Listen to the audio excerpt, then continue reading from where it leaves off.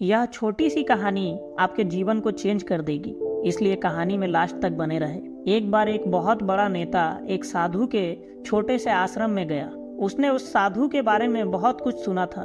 उसके मन में आया कि मैं भी जाकर एक बार देखूं कि लोग बाबा की इतनी तारीफ क्यों करते हैं। जब वह उस आश्रम में गया तो वहाँ एक छोटा सा कमरा था जहाँ पर एक कालीन बिछी हुई थी। वहाँ कुछ लोग नीचे बैठे हुए थे और साधु बाबा के सामने बैठ उनसे सवाल जवाब कर रहे थे। वह नेता आश्रम में आता है, उसके चारों तरफ बॉडीगार्ड भी थे और उसकी यह आदत थी कि वो जहाँ कहीं भी जाता लोग अपनी जगह से खड़े हो जाते और उसकी तरफ देख हाथ जोड़ते और सर झुकाते थे।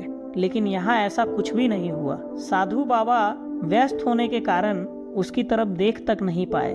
तभी नेता को लगा यह तो मेरी बेइज्जती है और इस बात से उसे बहुत तेज गुस्सा आता है। नेता गुस्से से साधु बाबा की बात को बीच में काटते हुए बोला कि मैं आपसे कुछ कहना चाहता हूँ। साधु बाबा ने उसकी तरफ देखते हुए कहा, थोड़ी देर रुकिए, पहले मैं इनके सवालों का जवाब दे दूं, उसके बाद मैं आपसे बात करता हूँ। तब तक अगर आप चाहो तो आप यहाँ बैठ सकते हैं। बस फिर क्या था, वह साधु बाबा के इतना कहने का ही तो इंतजार कर रहा था। उसका चेहरा गुस्से से लाल हो गया और वह अपना सारा गुस्सा साधु बाबा के ऊपर निकाल देता है। अभी तक तो वो आप कहकर बात कर रहा था, लेकिन अब वह तू तराके पर उतर आया। नेता ने साधु बाबा से कहा, तुझे पता भी है कि मैं कौन हूँ और तू किससे बात कर रहा है?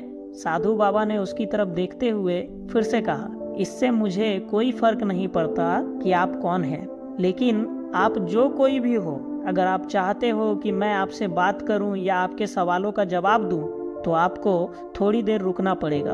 और साधु बाबा के इतना कहते ही नेता गुस्से से आग बबूला हो गया और वहीं सबके सामने चीखने चिल्लाने लगा और कहने लगा, अब मैं तुझे तेरी असली औकात दिखाऊंगा।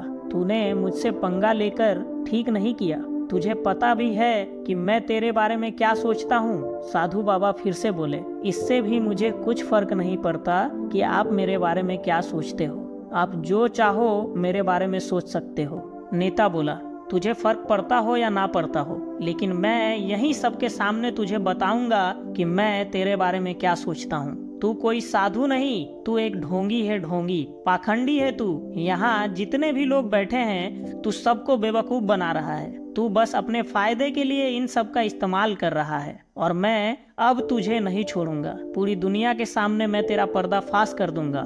लेकिन उसके ऐसा बोलते ही साधु बाबा के चेहरे पर एक मुस्कान आई और यह देख वह नेता तलमला गया और गुस्से से बोला, बस बहुत हुआ, अब मैं यहाँ एक मिनट भी नहीं रुकूंगा। लेकिन अब भी तेरे पास एक मौका है। अगर तुझे मुझसे माफी मांगना हो या कुछ कहना हो तो कह सकता है।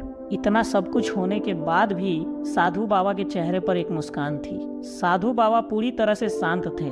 उन्होंने अपनी आंखों को एक बार बंद करके खोला और हाथ जोड़कर कहा, मुझे आपसे कोई शिकायत नहीं है। जो भी आपने मेरे बारे में कहा वह आपकी सोच थी, इसलिए मुझे आप में कोई बुराई नजर नहीं आती। आप यकीनन एक भले आदमी होंगे। लेकिन साधु बाबा के इतना कहते ही नेता का दिमाग सातवें आसमान पर चढ़ गया और उसके चेहरे पर एक अजीब सी मुस्कुराहट आ गई, क्योंकि उस साधु ने वही कहा जो बाकी लोग उससे कहते थे। वह खुशी खुशी आश्रम से चला गया और घर जाकर अपने पिताजी के साथ बैठ गया। उसके पिता बहुत ही भले इंसान थे। उन्होंने लोक कल्याण के लिए अपना पूरा जीवन व्यतीत कर दिया था। जब उन्होंने अपने बेटे को देखा तो उन्हें अपने बेटे के चेहरे पर एक अलग ही मुस्कुराहट दिखी, एक अलग ही खुशी दिखी। उन्होंने अपने बेटे से पूछा तो उसने पूरी बात अपने पिता को बताई और अंत में ये भी बताया कि साधु ने किस प्रकार उसकी तारीफ की। उसकी पूरी बात सुन उसके पिता मुस्कुराते हुए बोले,